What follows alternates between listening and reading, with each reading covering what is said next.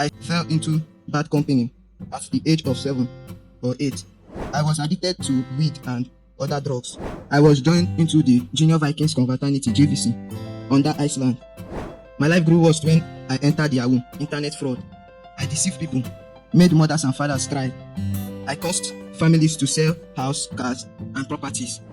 One day, God used a sister.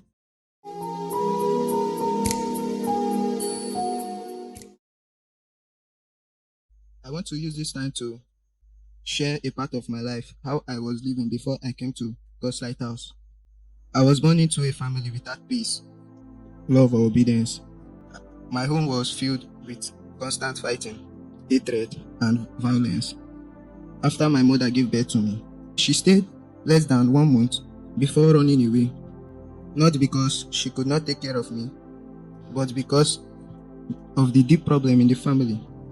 Some of you may know what it feels like for your mother not to live with you from birth until now.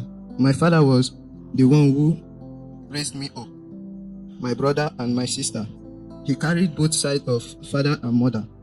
He even tried to beg my mother to return back, but she refused. This left a wound in my heart. I saw my mother as a wicked, and I vowed never to forgive her.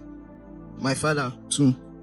True, he tried in his own ways, but hurt me deeply. Instead of providing for my education, he often spent money on drinking and smoking.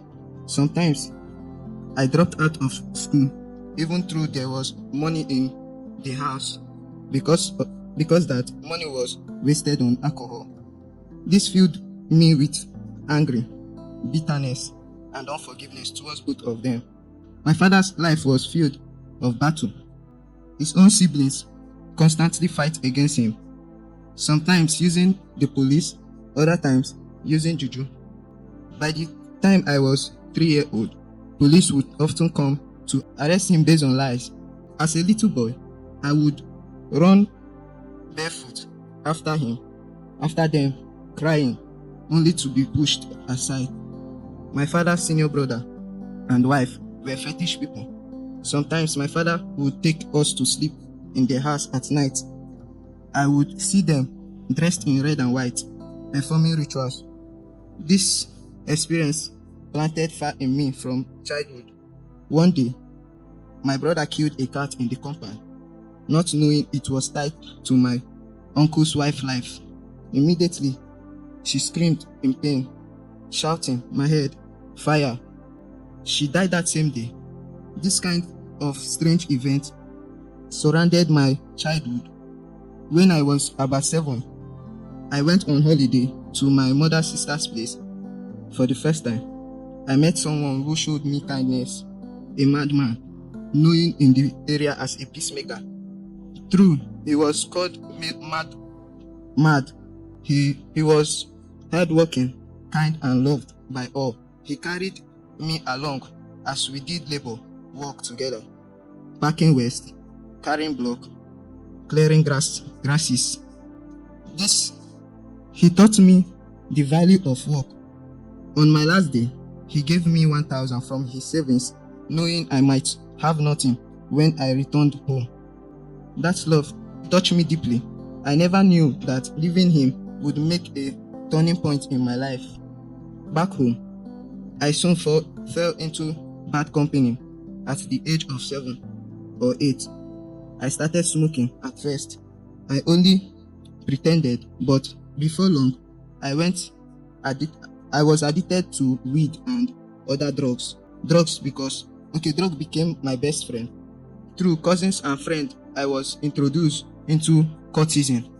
I was joined into the Junior Vikings Confraternity (JVC) under Iceland. I rose into a rank and became a strike chief, giving orders to others. But it tied me to a life of violence and distractions.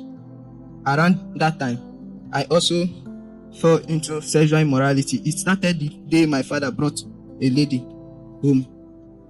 She used to call me my husband. One day, when my father went out, she seduced me. That was the first time I committed immorality. And from then, I could not stop. I began chasing many girls, wasting my life in sin. My life grew worse when I entered Yahoo, internet fraud. I deceived people, made mothers and fathers cry. I caused families to sell house, cars, and properties. I had no feelings for those I've defrauded. Instead, I wasted the money in clubs, hotels, drugs, and girls, living recklessly, as if I owned the world. But God did not leave me in my sins, even while I was deep into cultism, drugs, immorality, and fraud. I would sometimes cry secretly, asking God to change me. I felt heartbroken and lost.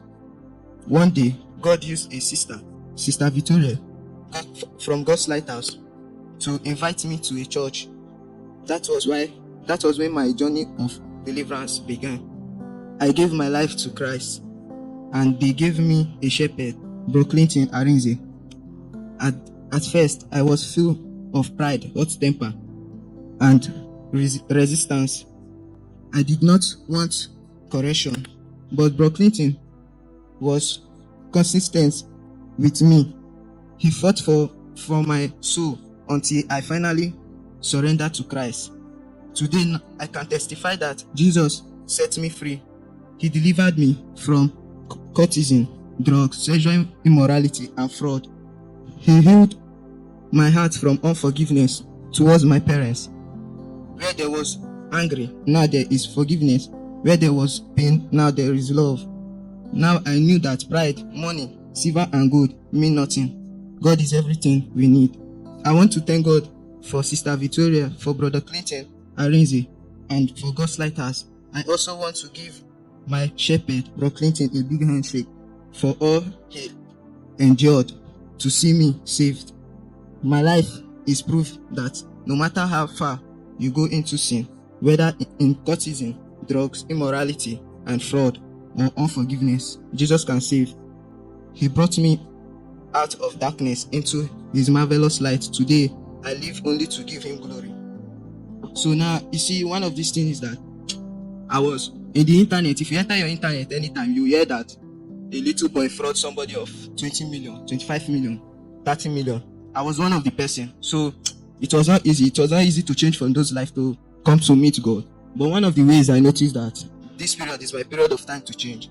It was the day a prophet came to my compound during earlier this January, shouting for me, telling me, and that man, and I have never seen that man before. Like, I've not seen him before in my entire life. Even till now, as I'm talking, I've not even seen that man. He was shouting that blood will overstain, that this one, that one, all those kind of things. So that was how I realized that this life I need to change it too. So I'm just giving God the glory and the honor for everything that He has been doing in my life. Thanks for watching.